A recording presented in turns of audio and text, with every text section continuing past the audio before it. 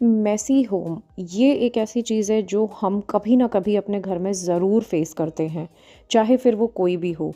उसके रीज़न बहुत सारे हो सकते हैं, चाहे आप आउट ऑफ स्टेशन गए हैं, आप बीमार हैं, सीज़न चेंज होता है तो बीमारियां लगती ही हैं, या फिर आपके घर में कोई काम हो रहा हो।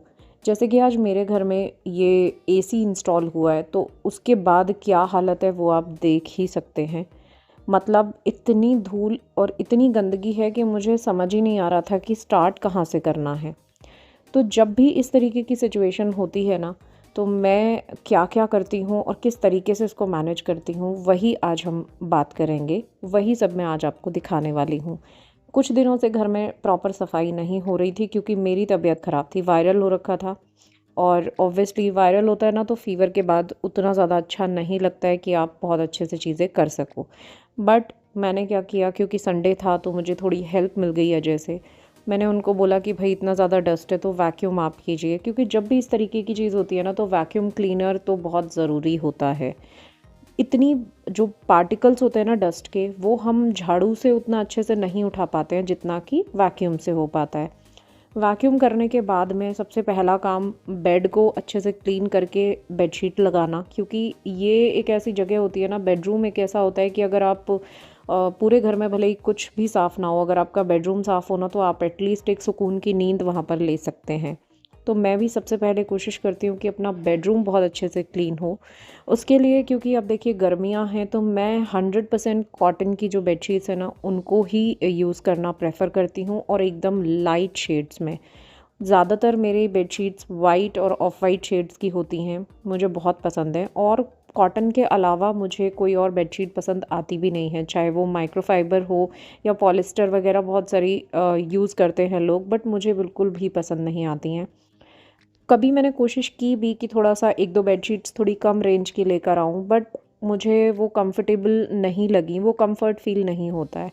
तो ये जो बेडशीट देख रहे हैं ना आप, ये मैंने होम सेंटर से परचेज़ की थी। कभी-कभी लगता है कि बहुत महँगी होती हैं चीज़ें, लेकिन सीरियसली अगर आप लॉन्ग टाइम में देखोगे तो वो वर्थ ज़रूर होती हैं। इसीलिए मैं चाहे कम बेडशीट्स रखूँगी, लेकिन वो बहुत ही प्रीमियम क्वालिटी की मैं परचेज़ करना ज़्यादा पसंद करती हूँ, और ये बेडशीट्स मेरे पास सालों साल चलती हैं। उसके बाद बेडशीट लगा दी है और अब काम है डस्टिंग का। तो इस डस्टर से ऑलरेडी मैं एक बार वैक्यूम कर चुकी हूँ चीज़ों को, लेकिन क्योंकि डस्ट है ना बार बार उड़ के आ ही रही है, क्योंकि ऑलरेडी मैंने पुराने वीडियोस में भी बताया था आपको कि सामने मंदिर का काम चल रहा है, तो वहाँ से भी डस्ट है ना लगातार आती ही रहती है। तो सोचा फाइनल टच देने से पहले हल्का सा इनको वाइप कर देती हूँ इस डस्टर से। ये डस्टर भी बहुत अच्छा है, माइक्रोफाइबर डस्टर है, और बहुत अच्छे से जो है ना डस्ट और बालों को ना अपने अंदर ही अब्जॉर्ब कर लेता है, तो प्रॉब्लम नहीं होती है। ऐसा नहीं होता है कि हमने यहाँ से झाड़ा वो उड़ के वापस वहाँ पर सरफेस पे आ रहे हैं। तो ये एक बहुत अच्छा मुझे क्लीनिंग टूल लगता है। मैं हमेशा इसको डेली डस्टिंग में यूज़ करती हूँ। ऊपर का काम ख़त्म करने के बाद मैं नीचे आई, और नीचे अब क्योंकि ऊपर से इतनी ज़्यादा डस्ट आ रही थी नीचे भी कि सब एकदम ख़राब लग रहा था। तो फटाफट अब मैं यहाँ पर भी जो है ना सारी डस्टिंग करने के बाद में ये जो मैट्रेस है इस पे कवर डालूँगी, क्योंकि यहाँ पर भी अब झाड़ू पोछा होने वाला है। दीदी आ चुकी हैं, अभी खाना बना रही हैं, उसके बाद झाड़ू पोछा होगा। तो झाड़ू से पहले मैं अपना जो काम होता है ना सारा, बेडशीट्स को ठीक करना और सोफ़ा कवर लगाना, ये मैट्रेस का कवर लगाना, ये सारे काम मैं झाड़ू पोछे से पहले करती हूँ, ताकि बाद में ये सब चीज़ें करने से ना वापस डस्ट आ जाती है। तो मैट्रेस को थोड़ा-सा आगे खिसका के झाड़ू वहाँ से मैंने लगा दी है, ताकि वहाँ पर भी छोटे-छोटे ना कभी-कभी क्या होता है, बच्चे यहाँ पर खाना खा रहे होते हैं ना, और वो कुछ ना कुछ, अब इनकी आदत है, एक भी रोटी का टुकड़ा होगा ना उसको छुपा देंगे कहीं। तो कई बार तो ऐसा होता है मैट्रेस के पीछे भी मुझे रोटी के टुकड़े मिल जाते हैं। तो इसीलिए ना मैं हमेशा उसको आगे करके साफ़ कर लेती हूँ। तो ये बेडशीट यहाँ पर लगा दी है मैंने। बच्चे यहाँ पर सोते ही हैं, उनको कोई मतलब नहीं है कि कहाँ पर क्या हो रहा है, भाई उनको अपनी अपनी जगह चाहिए होती है।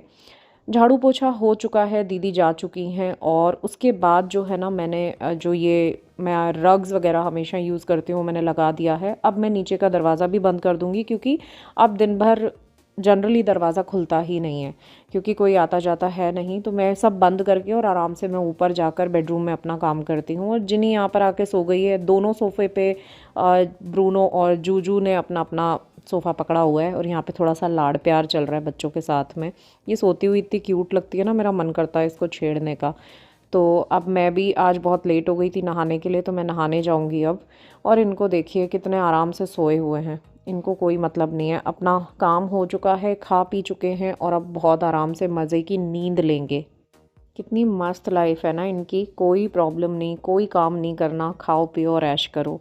अब मैं नहा कर आ गई थी, तो अब बनानी है मुझे चाय अपने लिए, क्योंकि अब एक चाय ब्रेक तो बनता है, सुबह से काम में लगे हुए हैं और चाय पीने के बाद में फिर बाकी के बचे हुए काम करेंगे। बाय द वे ये मैं आपको जो है ना नेक्स्ट डे का क्लिपिंग दिखा रही हूँ, क्योंकि नेक्स्ट डे मैंने जो है ना डीप क्लीनिंग नीचे की थी, वरना संडे को तो उनको काम करते करते ही इतनी शाम हो गई थी कि सिर्फ हम बेडरूम ही क्लीन कर पाए थे। उसके बाद अब नहा कर आ गई हूँ, बाल भी धोने थे और आज मेरा फास्ट भी है, तो चाय पी रही हूँ बहुत आराम से बैठ के। ये एक ऐसा टाइम होता है जब आप कह सकते हैं मेरा मी टाइम होता है, क्योंकि मुझे ना चाय पीना बहुत ज़्यादा पसंद भी है, और जब काम करने के बाद जो लास्ट वाली चाय होती है वो तो मेरी एकदम फेवरेट होती है, क्योंकि उसके बाद मुझे ऐसा लगता है जनरली घर का जो सारा काम है वो हो चुका है, अब मुझे एडिशनल काम करना है। तो एक जो गैप होता है ना, एक सुकून वाली जो फीलिंग होती है वो होती है कि काम निपट चुका है, अब आराम से बैठना है। इच्छा होगी तो कोई एडिशनल काम करेंगे, नहीं तो सुकून से बैठ के चाय पियेंगे, चाहे जितना टाइम लगे, 15 मिनट आधा घंटा, मैं आराम से रेस्ट करती हूँ इस टाइम पे। तो ये बहुत ज़रूरी है, क्योंकि सिर्फ काम में लगे रहना, अपने आप को थकाना, ये कोई अच्छी बात तो मुझे लगती नहीं है। मुझे लगता है अपने लिए भी टाइम निकालना चाहिए और अपने आप का भी ध्यान रखना चाहिए, क्योंकि कोई और नहीं आएगा हमारा ध्यान रखने के लिए, हमें खुद को ही अपना ध्यान रखना है। तो मैं हमेशा इस चीज़ को फॉलो करती हूँ। तो थोड़ी देर रेस्ट करने के बाद अब मैं जो है ना ये कारपेट को क्लीन करने वाली हूँ, क्योंकि ये भी एक बहुत ज़्यादा बड़ा पार्ट होता है हमारी क्लीनिंग का। अगर हम कारपेट्स यूज़ करते हैं और ख़ासकर अगर आपके घर में डॉग्स हैं, तो भाई आपको ये तो हर दूसरे दिन करना ही पड़ेगा, क्योंकि अभी मौसम चेंज हो रहा है तो बहुत ज़्यादा बाल गिर रहे हैं तीनों के, और पूरा पूरा कोट चेंज होता है मौसम के हिसाब से इनका। तो इतने ज़्यादा बाल आते हैं कि मतलब मैं बता ही नहीं सकती हूँ कि कितने बाल होते हैं घर में। और ये लोग अभी क्योंकि गर्मियाँ आ गई हैं ना, तो अब बेड पे चढ़ चढ़ के थोड़ा कम सोते हैं। अब कारपेट उसको अच्छा लगता है, ब्रूनो को तो खासकर, वो नीचे ही पड़ा रहता है पूरे टाइम, कारपेट पे सोता रहता है। तो पूरा ये कारपेट है ना आपको ब्राउन दिखेगा एकदम, अगर पास से देखेंगे ना तो इतने ज़्यादा ब्राउन बाल दिखेंगे कि पूरा टाइम जो है ना वो इसी पर रहता है और बहुत सारे बाल यहीं पर रहते हैं। तो मुझे इसको भी क्लीन करना है, ताकि एक बार क्लीन हो जाए तो फिर दिन भर के लिए तो एटलीस्ट साफ़ ही रहता है।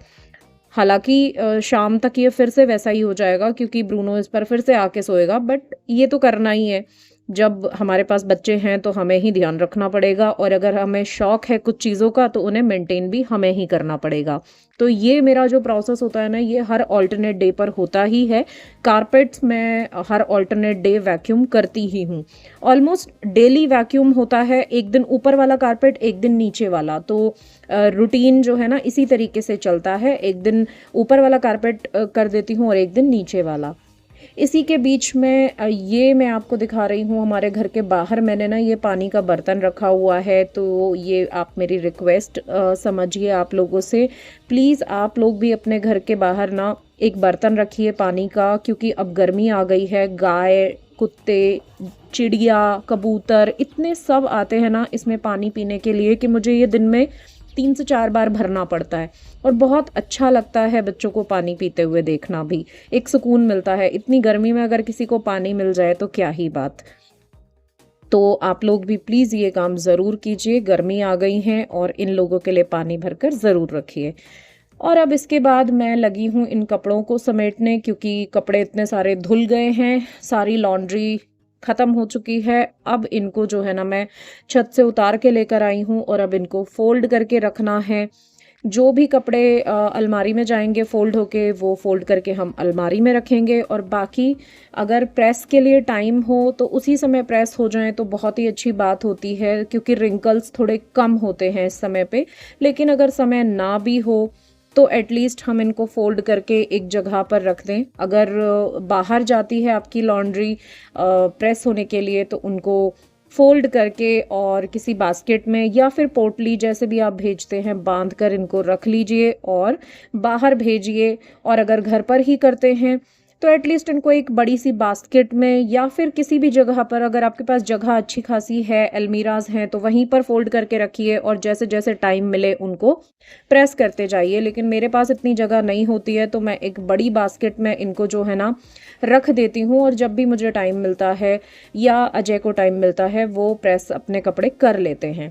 तो जनरली कपड़े जो है ना सुबह सुबह अजय अपने प्रेस कर लेते हैं और मुझे जब अपना टाइम मिलता है तो मैं प्रेस करके रख देती हूँ। तो काम इसी तरीके से मिल बांट कर करेंगे तो बहुत आसान हो जाएगा घर को संभालना, वरना अकेले के ऊपर बर्डन बहुत ज़्यादा हो जाता है।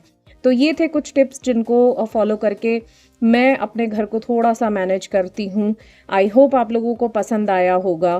पसंद आए तो लाइक, शेयर एंड सब्सक्राइब ज़रूर कीजिएगा और मुझे कमेंट सेक्शन में ज़रूर बताइएगा। मैं फिर मिलती हूँ आपसे एक नए और इंटरेस्टिंग वीडियो में। Till then take care and bye bye.